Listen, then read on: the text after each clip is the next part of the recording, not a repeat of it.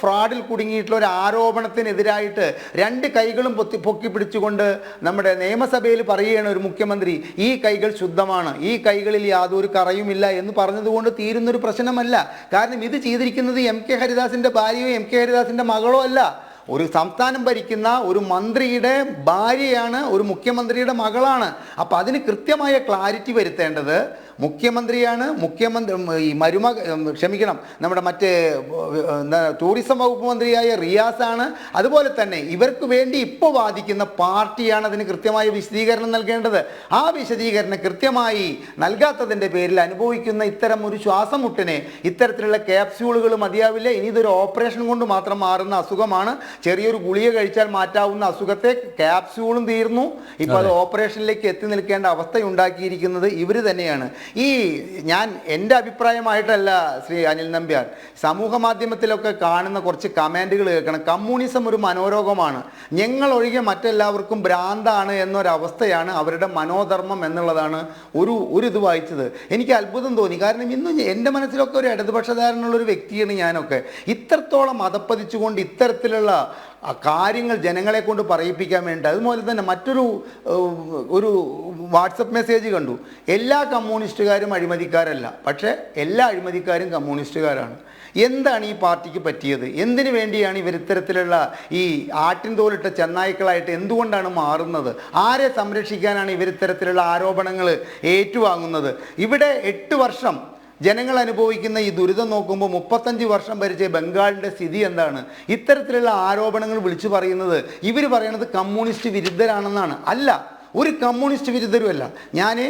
മിനിഞ്ഞാന്ന് ജനൻ ടിവിയുടെ ഒരു ചർച്ചയിൽ പങ്കെടുത്തപ്പോൾ പറഞ്ഞു, ഒരു മരണ വീട്ടിൽ എൻ്റെ നാട്ടിൽ ഗുരുവായൂർ എനിക്ക് വളരെ വേണ്ടപ്പെട്ട ഒരു മരണം നടന്ന വീട്ടിൽ ഞാൻ പോയപ്പോൾ അവിടെ എന്നെ സമീപിച്ചവരിൽ എല്ലാവരും ഉണ്ടായിരുന്നു. ഇടതുപക്ഷത്തിൻ്റെ ആൾക്കാരുണ്ടായിരുന്നു, വലതുപക്ഷത്തിൻ്റെ ആൾക്കാരുണ്ടായിരുന്നു, BJPയുടെ ആൾക്കാരുണ്ടായിരുന്നു. എല്ലാവർക്കും വല്ലപ്പോഴും അപൂർവമായിട്ട് ഇതുമാതിരി ചാനൽ ചർച്ചകളിൽ പങ്കെടുക്കുന്ന ഒരു വ്യക്തി എന്ന നിലയ്ക്ക് ഇത്തരത്തിലുള്ള ചോദ്യശരങ്ങളാണ് അവർ മുൻപോട്ട് വയ്ക്കുന്നത്.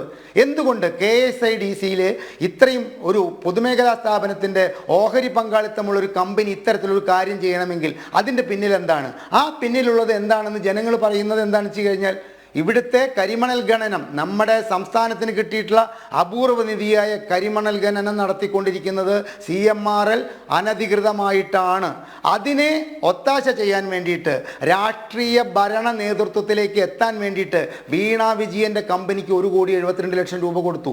ഇനി നമുക്ക് ഈ വീണ വിജയൻ്റെ ഈ കമ്പനിയെ കുറിച്ചിട്ട് എക്സ്ട്രാലോജിക്ക എന്തോ ആവട്ടെ, നമുക്ക് ആ കമ്പനിയുടെ ഓഡിറ്റ് റിപ്പോർട്ട് വായിച്ചു കഴിഞ്ഞാൽ വളരെ തമാശ തോന്നും. ഇത് പൂട്ടാൻ വേണ്ടി തുടങ്ങിയ ഒരു കമ്പനിയാണോ എന്ന് നമുക്ക് തോന്നിപ്പോകും.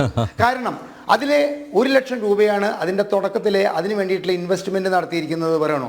പിന്നെ രസകരമായിട്ട് കേട്ടത് എന്താ വെച്ചാൽ, ഇവർ 67,00,000 രൂപ ഇതിലേക്ക് കൊണ്ടുവന്നിട്ട് ഇറക്കിയിട്ടുണ്ട്.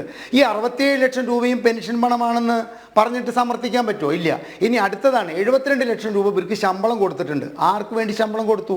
അപ്പോൾ കുറേ പണം വരാനും കുറേ പണം ചെലവ് ചെയ്തു എന്ന് കാണിക്കാനും വേണ്ടിയിട്ട് തുടങ്ങിയ ഒരു കമ്പനിയാണ് എന്ന് പിന്നീട് ഈ കമ്പനി പൂട്ടിയപ്പോൾ എന്നെ പോലുള്ളവർക്ക് തോന്നുന്നത് ഇത് പൂട്ടാൻ വേണ്ടി തുടങ്ങിയ ഒരു കമ്പനിയാണെന്ന് തോന്നിപ്പോയാൽ അതിലൊരു അത്ഭുതവുമില്ല. കാരണം ഇത്തരത്തിൽ SFIO അന്വേഷണം നേരിടുന്ന എത്ര സ്റ്റാർട്ടപ്പ് കമ്പനികൾ കേരളത്തിലുണ്ട്, അല്ലെങ്കിൽ ഇന്ത്യയിലുണ്ട്? നമുക്ക് ഇപ്പോൾ കേരളത്തിൽ നമ്മൾ SFIO എന്ന് കേൾക്കുന്നത് തന്നെ വീണ വിജയൻ്റെ കമ്പനിയുമായിട്ടാണ്. ഇന്ത്യയിലുണ്ട്? ഇല്ല.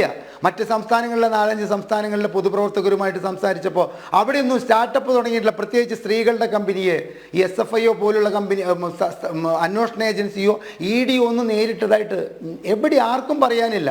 അതുപോലെ തന്നെ ഒരു കാര്യം അനിൽ നമ്പ്യാരോട് ഞാൻ പറയുകയാണ്, ഈയിടെ കൈരളി ചാനലിൽ ഇവിടെ വിളക്ക് തിരി, അതായത് നമ്മുടെ ഹിന്ദുക്കളുടെ വീട്ടിൽ വൈകുന്നേരമൊക്കെ നിലവിളക്കിലൂടെ ഉപയോഗിക്കുന്ന തിരി നിർമ്മിച്ചിട്ടുള്ള, അതിലൂടെ ഒരു കമ്പനി രൂപീകരിച്ചിട്ട് ലക്ഷങ്ങൾ സമ്പാദിച്ച ഒരു വനിതയെയും വനിതയുടെ കുടുംബത്തെയും ആദരിക്കുന്ന ഒരു ചടങ്ങ് ഞാൻ കണ്ടു.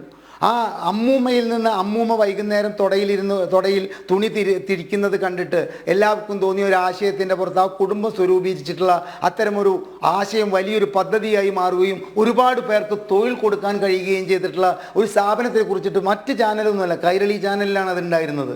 ആ തിരി വിൽക്കുന്ന കമ്പനിക്ക് തുടങ്ങിയ വനിതകളെയും ആ അമ്മൂമ്മയെയും SFIO അന്വേഷണത്തിൻ്റെ പരിധിയിൽ കൊണ്ടുവന്നിട്ടുണ്ട്.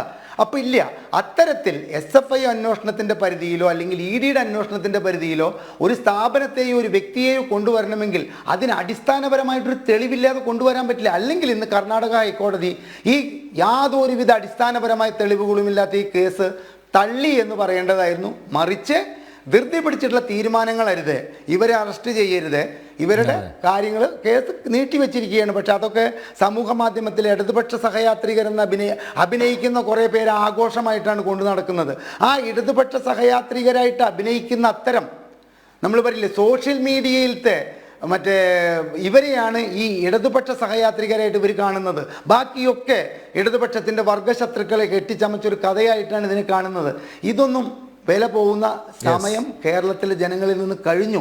കാരണം ഇവിടെ നടന്നിട്ടുള്ള സ്വർണ്ണക്കടത്ത്, ഇവിടെ നടന്നിട്ടുള്ള ബിരിയാണി ചെമ്പ്, ഇവിടെ നടന്നിട്ടുള്ള മറ്റേ പറയില്ലേ ബിന്ദുവിൻ്റെ മറ്റേ ക്ഷമിക്കണം ഈ പൊതുമേഖലാ സ്ഥാപനങ്ങളിലെ പിൻവാതിൽ നിയമനം, ഇത്തരം കാര്യങ്ങളൊക്കെ കേട്ട് മുൻപോട്ട് പോയ ജനങ്ങൾക്ക് ഈ കരുവന്നൂർ തട്ടിപ്പ് ഇതൊക്കെ കഴിഞ്ഞ് മുൻപോട്ട് പോയ ജനങ്ങൾക്ക് ഒരു തോന്നൽ വന്നു തുടങ്ങി. ഇവിടെ കേരളം ഇടതുപക്ഷം ഭരിക്കുന്നത് ഇവിടുത്തെ സാധാരണക്കാരായ പാവപ്പെട്ട ജനങ്ങൾക്ക് വേണ്ടിയിട്ടല്ല.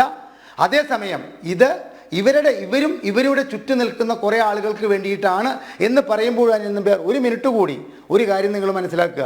ഈ ചർച്ച ചെയ്തതൊക്കെ തന്നെ ബാക്കിയാവും. കാരണം കക്കാൻ അറിയുന്നവർക്ക് നിൽക്കാൻ അറിയാം. 1,72,00,000 രൂപ ഒരു സ്റ്റാർട്ടപ്പ് കമ്പനിയിൽ തുടങ്ങി 2 കൊല്ലം കൊണ്ട് അത് പൂട്ടാൻ തീരുമാനിച്ചവർ ഇത്തരം ഒരു പൈസ തങ്ങളുടെ സ്ഥാപനത്തിൽ വന്നത് എങ്ങനെ കൈകാര്യം ചെയ്യണമെന്നുള്ള കൃത്യമായ തീരുമാനത്തോടുകൂടി അവബോധത്തോടുകൂടി അത് കൈകാര്യം ചെയ്തിരിക്കും. നാളെ ഇത് മുൻപോട്ട് പോയാൽ 10 വർഷത്തേക്ക് ഈ വീണ തായ്ക്കണ്ടിയായാലും വീണ വിജയനായാലും ഈ കേസിൽ ശിക്ഷിക്കപ്പെട്ടതായിട്ടുള്ളൊരു വാർത്ത നമുക്ക് കേൾക്കാൻ സാധ്യതയുണ്ടാകുമെന്ന് എനിക്ക് തോന്നുന്നില്ല.